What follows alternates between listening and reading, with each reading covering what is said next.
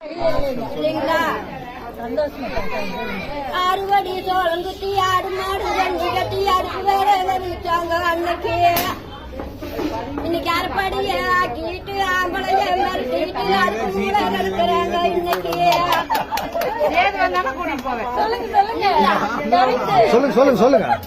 கம்மந்தோறு சோளத்தோறு கருகி போன தீபத்தோறு கருக்கு நல்லா குடிச்சாங்க அன்னைக்கு. இன்னைக்கு காப்பி கடை இட்லிய கழுத்து மிட்டு தின்னு போட்டு களிய கண்டா முறைக்கிறாங்க இன்னைக்கு. அதுக்கெல்லாம் நாங்க காட்டு கிழிச்சு போனா தைச்சு போட்டுருது முகம் தைச்சுதான் போடுவோம். கண்ட துணி வீத்த துணி பொறந்து போன வீத்த துணி பொறந்து நல்லா கட்டுனாங்க அன்னைக்கு. இன்னைக்கு சிலுக்கு மேல சிலுக்கு வந்து சீரான வயசு வந்து மிங்கோசுவா மீறி போச்சு இன்னைக்கு. அன்னைக்கு எந்த காலத்துலங்க எந்த காலத்துல அன்னைக்கு அத்தை மாமா பொண்ணு பார்க்க வந்தா பொண்ணு பார்க்க வாரானா அந்த பிள்ளைங்களுக்கு சமாசம் தெரிஞ்சு அந்த பிள்ளைங்க அந்த வீட்டுல இருக்காது. அந்த காலத்துல வேற வீட்டுக்கு ஓடி இருக்கும்.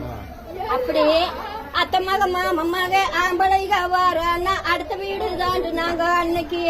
இன்னைக்கு அத்தை மக மாமமாக ஆம்பளைங்க வாரானா அருக செஞ்சு கட்டி பாவடைய கட்டிட்டு பவுடர் பூசிட்டு பசுப்பு நட நடக்கிறாங்க இன்னைக்கு. பசுப்பு நட ஆமாங்க.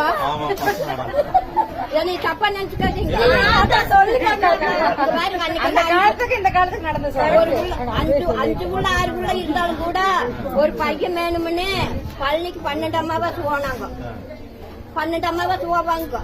அன்னைக்கு 5-6 பிள்ளைங்க இருந்தாலும் ஒரு பையன் வேணும்னு அன்னைக்கு அவ்வளவு 10 உருப்படி பெத்தெடுத்தாங்க.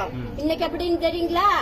இன்னைக்கு அன்னைக்கெல்லாம் புள்ள குட்டி வேணும்னு கோயம் போனாங்க கும்பிட்டாங்க சாமிகளை அன்னைக்கு. இன்னைக்கு புள்ள குட்டி வேண்டாம்னு ஊசியத்தான் போட்டுட்டு உயிர் போக நடக்கிறாங்க இன்னைக்கு. உண்மைங்களா இல்லையோ? இன்னைக்கு அந்த பிள்ளைக்கு பலனா இருக்குதுங்களா?